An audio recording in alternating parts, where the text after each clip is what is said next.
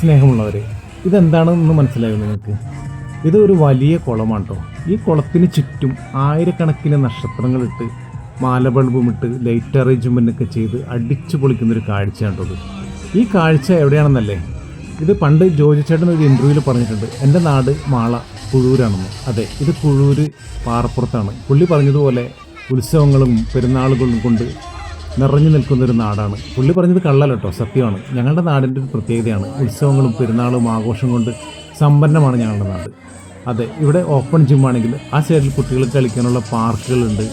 ഇതെല്ലാം ഒരുക്കി വെച്ചിരുന്നൊരു കുളത്തിൻ്റെ ചുറ്റുമാണ് കേട്ടോ. ഒരു സൈഡിൽ ഗാനമേള നടക്കുന്നുണ്ട്.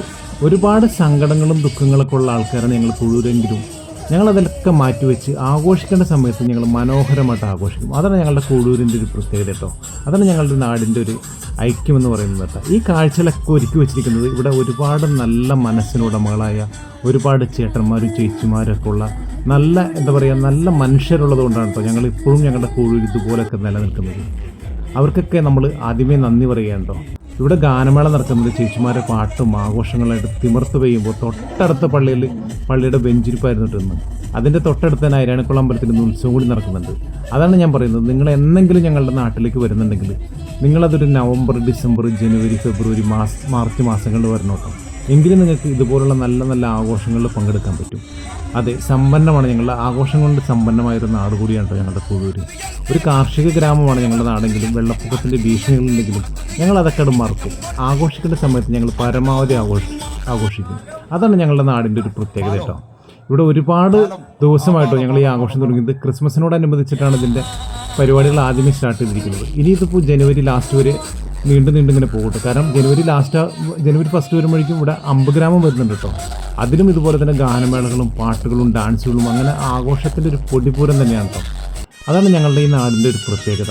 ഒരുപാട് സ്നേഹം കൊണ്ട് സമ്പന്നമായിരിക്കുന്ന ഒരു നാട് കൂടിയാണ് ഞങ്ങളുടെ നാട്.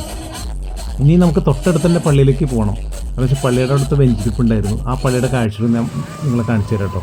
കണ്ട, ആയിരക്കണക്കിന് നക്ഷത്രങ്ങളാണ് കേട്ടോ ഈ തടാകത്തിന് ചുറ്റുമിട്ടിരിക്കുന്നത്. ഇനി നമുക്ക് നേരെ നമ്മുടെ പള്ളിയിലേക്ക് പോകട്ടോ. കണ്ട, ഈ കാണുന്ന പള്ളി ഉണ്ടല്ലോ, നേരെ കാണുന്ന പള്ളി, ഇത് നമ്മുടെ തെക്കൻ താണിശ്ശേരി പള്ളി എന്ന് പറയുന്ന പള്ളിയാണ് കേട്ടോ. 1807 നിർമ്മിച്ചേക്കുന്ന പള്ളിയായിരുന്നു കേട്ടോ ഇത്. അത് പുതുക്കി ഇപ്പോൾ ഒരു പുതിയ പള്ളിയാക്കി മാറ്റിയിട്ടുണ്ടോ. അതിമനോഹരമായിട്ട് ഒരുക്കി വെച്ചിരിക്കുന്ന പള്ളിയുടെ കാഴ്ചകളുണ്ടോ. ഇന്ന് 4 മണിക്കായിരുന്നു ഈ പള്ളിയുടെ വെഞ്ചിരിപ്പ്.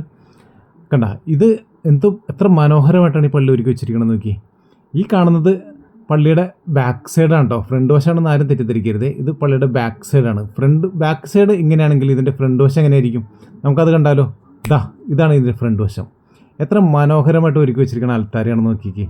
നല്ല മനോഹരമായിട്ട് ഒരുക്കി വെച്ചിരിക്കുന്ന അൽത്താര. ഈ സൈഡിൽ പള്ളി വെഞ്ചിരിപ്പ്, തൊട്ടടുത്ത അമ്പലത്തിലെ ഉത്സവം, അപ്പുറത്തെ സൈഡിൽ കുളത്തിന് ചുറ്റുമുള്ള ആഘോഷങ്ങളും, അങ്ങനത്തെ ഒരു സമ്പന്നമായിരുന്നു